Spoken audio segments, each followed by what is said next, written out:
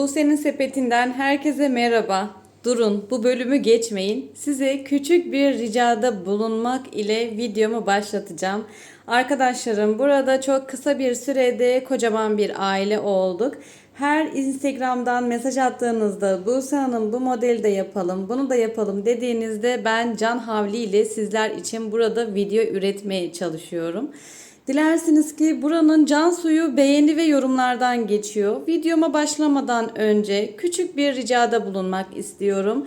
Hemen aşağıya küçük bir emoji, tatlı bir yorum bırakırsanız, aynı zamanda videomu da beğenirseniz çok mutlu olurum. Desteklerinizin esirgemeyeceğinizi düşünüyorum. Şimdi hazırsanız ve iştahınız kabardıysa eğer modelimi hızlıca anlatmak isterim. Ünlü bir markanın kova şapkasını çalışacağız. Bugün tamamen sık iğnelerden oluşuyor. Her iki farklı rafya iple de sizler için hazırladım. Buradaki rafyamız acı kahve. Biliyorsunuz ki uygun fiyatlı şöyle rulo şeklinde rafya iplerimiz var. Bu ondan. Yeterince içine buhar ve ütüleme yaparak yumuşak bir hale getirdim. Buradaki ise ismini markanın vermiyorum ama biraz video içerisinde kaç numara renk olarak kullandığımı bahsettim. Bu da çanki rafya.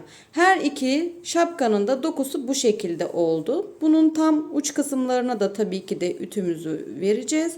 Her iki model yetişkinler için hazırlandı. Çocuk için yapacaksanız vermiş olduğum tepe ölçüsünü biraz daha küçültebilirsiniz. Ama buradaki modellerimiz bugün yetişkin şapkalar için uyarlanmış oldu. Şimdi hazırsanız ve iştahınız da kabardıysa videomuzun yapımına geçelim. Geçmeden önce tekrar küçük bir hatırlatma. Bu gibi videoların daha fazla gelmesini dilerseniz sayfama abone olmayı, bu videoyu da beğenmeyi lütfen unutmayın. Hatta aşağıya bir sonraki projemiz ne olsun onu da yazarsanız ayrıca mutlu olurum. Hazırsanız hadi hemen başlayalım. Bu sefer çanki rafya kullanacağız ama dilediğiniz tüm rafya markalarını kullanabilirsiniz. Ben burada 114 numara rafya ip kullanacağım. Reklam işbirliğim olmadığı için markasını göstermiyorum ama çanki rafya isminde bir ip kullanacağım. Şimdi sihirli halka içerisine 8 adet sık iğne yaparak başlayacağız ama ipin dokusu diğer rafya iplerden biraz daha yumuşak, eli acıtmayan, gayet de kullanılabilir. Aynı zamanda şapka olacağı için çok da yumuşak düşeceğini düşünüyorum. Hemen sihirli halka için şöyle parmağımız üzerinde bir tur çevirerek buraya sabitlemek için bir tane zincirimi çekiyorum. Aynı zamanda 3,5 numara tığ kullanabilirsiniz. Ben 3,25 kullandım. Elim orta gevşeklikte, çok fazla sıkı değil. Elinizi çok fazla sıkmamaya da gayret gösterebilirsiniz. 8 adet sık iğne yapıyoruz. İlk yaptığımı birinci sık iğne kabul ediyorum. Hemen yanına 2, 3, 4, 5, 6, 7 ve 8 tane yaptım. Buradaki ipimi şöyle içinden bir tur çıkartacağım ve arayı kapatıyorum. Rafya ve kağıt iplerde çok fazla güç uygulamazsanız daha iyi olur. Aksi takdirde elinizde kalıp kopabilir. Şimdi tekrardan tam buradaki tepeye batacağız ama hemen bu tepe noktasında tekrardan sayalım. 1, 2, 3, 4, 5, 6, 7 ve 8. Hiç üzerine ipimi almadan ilk yapmış olduğum buradaki sık iğne içerisinden giriyorum. Ben girdim, ilmeğimi kaydırdım. Bir tane zincirimi çektim. Bir sıra arttırma yapıp diğer sırada düz örgü öreceğiz. O yüzden bir tane ilmek ayracığı yanınızda bulundurmanızda fayda var. Sıra başımız belli olsun çünkü bunu spiral bir şekilde dönmüş olacağız. İlk yapmış olduğum noktanın içerisine tekrardan batırıyorum ve bu sırayı çift olarak öreceğim. Aynı sık iğne içerisine 2 adet sık iğne. 8 yapmıştık. Sık iğnemizi ilk sırada 16'ya çıkarmış olacağız. Aynı noktanın içerisine 2 adet sık iğne. Bu şekilde sırayı tamamlıyorum. 16 adet sık iğnemizi yaptık. Şimdi buradaki ilk yapmış olduğumuz sık iğnenin yanına geliyorum. Normal örgüme devam edeceğim. Burada ilk noktaya tekrardan çift batırıyorum. Şimdi bir tek bir çift yapıyoruz bu sıradan itibaren. Buradaki iki tane noktadan sonra bir tane tek yapıyorum. Sıradaki sık iğnenin tam içerisinden geçirdim. Buraya çift yapıyorum. Bu sırada bir tek bir çift olarak tamamlıyoruz. Burası sıra başımız. Buraya bir tane ilmek tutucumu koyuyorum. Bir tek bir çift olarak sıra sonuna kadar devam edelim. Sıra sonuna kadar bir tek bir çift olarak devam ettik. Bu sırada dümdüz örüyoruz. Hiç arttırma yapmayacağız. Tüm arttırma noktalarımızın içerisine birer tane sık iğne yaparak sıramızı tamamlıyoruz. Hemen bakın arttırma noktası vardı burada. Buraya da bir tane sık iğne yaptım. Tekrar yanındaki tepe noktasına bir tane sık iğne yaparak hiç arttırma yapmadan sıramı tamamlıyorum bu şekilde. Sıramızı tekrardan tamamladık. Şimdi size hemen mantığını göstermek istiyorum. Spiral bir şekilde öreceğiz. Fakat bir alt sıradaki arttırma noktasına arttırmamızı denk getirmeyeceğiz. Sağına ya da soluna bunu yapabilirsiniz. Hiç fark etmez. Fakat aynı çizgide arttırmalarımız olmayacak. Şimdi tekrardan iki tek bir çift olarak bu sırayı devam edeceğiz. Yani bir tek, iki tek, üç tek diye sıramız devam ediyor. Arttırmalarımız bu şekilde ilerleyecek. Biraz sıradaki arttırma noktasına denk getirmemeye özen göstereceğiz. Şimdi tekrardan sıra tutucu ilmeğimi çıkardım. Bakın buradaki arttırma noktamıza denk getirmeyeceğiz. O yüzden iki tane tek yapıyorum. Ve buraya bir tane arttırma yapıyorum. Aynı noktanın içerisine iki sık iğne. Hemen tekrardan ilmek tutucumuzu takalım. Sıra başımız belli olsun. İki tane tek sık iğne yapıyorum. Bir tane arttırma yapıyorum. Bakın aşağıdaki arttırma noktamızın hemen diğer tarafına kaymış olduk. Aynı hizaya getirmiyoruz. Bu şekilde arttırmalarımızı devam edeceğiz. Şimdi bu sırayı yaptıktan sonra tekrar bir sıra daha düz örgümüzü öreceğiz. Sık iğnelerimizi çok fazla sıkı tutmayalım. Orta gevşeklikte yapalım. Yumuşak bir doku elde etmemiz gerekiyor.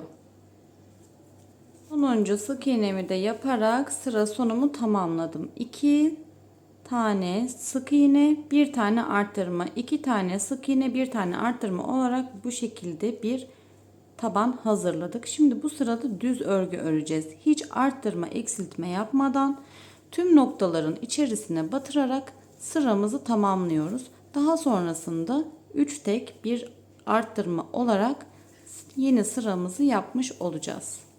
Hiç artırma eksiltme yapmadan sıra sonuna kadar tekrardan geldik. Örgümüz bu şekilde gözüküyor. Şimdi hemen tekrardan 3 sık iğne bir artırma olarak devam edeceğiz. O yüzden bakın bu sefer de hemen ilk noktada artırma yapıyorum. Buraya bir tane çift yaptım. Şimdi 3 tane sık iğnemi tek olarak hiç artırma yapmadan örüyorum. Tekrardan bir tane arttırma. Bu şekilde sıra sonuna kadar devam edeceğim. 17 santim olana kadar arttırmalarımıza devam edeceğiz. Ben şimdi tekrardan arttırmalarıma devam ediyorum. Şu anda 3 tek bir arttırma yapıyorum. Daha sonra üzerine bir sıra düz örgümü örerek tekrardan 4 tek, 5 tek, 6 tek olarak devam edeceğim. Ta ki 17 santime ulaşana kadar. Hemen hızlıca örelim ve gelelim. Bütün arttırmalarımızı ve birer sırada düz örgülerimizi bitirdik. Söylemiş olduğum gibi örgüm şu anda bu şekilde gözüküyor. 6 tane sık iğne, bir tane arttırmaya kadar geldim. Üzerine bir sıra hiç arttırma eksiltme yapmadan düz örgümü örmüş oldum.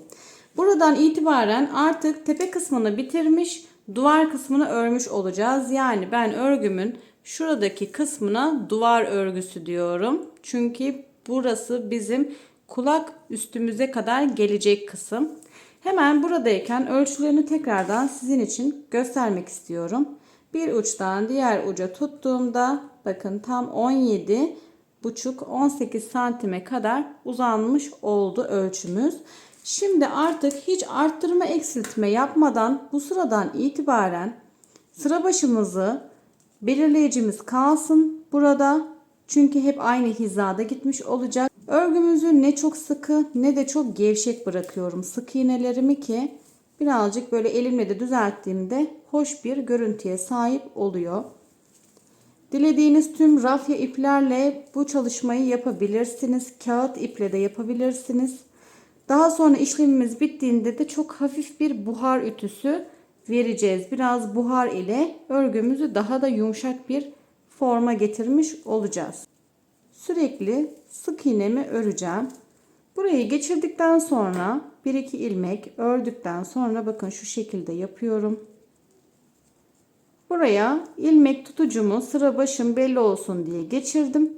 Artık dümdüz bir şekilde yaklaşık 10 santim kadar bu kısmı örmüş olacağız.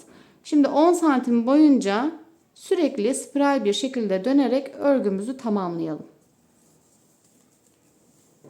Duvar kısmını 10 santim gösterdiğim gibi hiç arttırma eksiltme yapmadan örme işlemini tamamladık. Ben bu aşamadayken birazcık şöyle ütüyle içeri kısmından ütüleme yaptım. Buhar verdim ve yumuşattım.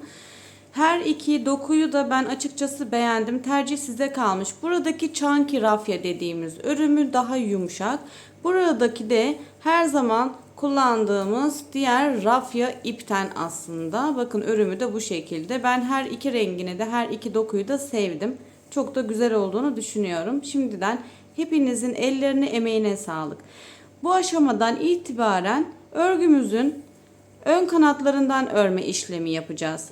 Hemen gösteriyorum. Şimdi bu birazcık şöyle arttırmamızı yapıp gözümüzün üzerine alın kısmımıza gelen kısmı birazcık bu şekilde kaldırmış olacağız. Onun için de örgümüzün direkt buradaki başaklarımızın sadece bakın bu ön kanatlarına batırmış olacağız.